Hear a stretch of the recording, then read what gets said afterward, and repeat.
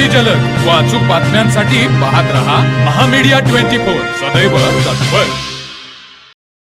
हातकणंगले परिसरात ईदचा सण मोठ्या उत्साहात आणि धार्मिक वातावरणात साजरा करण्यात आला। सकाळी लवकर मशिदीमध्ये मुस्लिम बांधवांनी एकत्र येत ईदची नमाज अदा केली।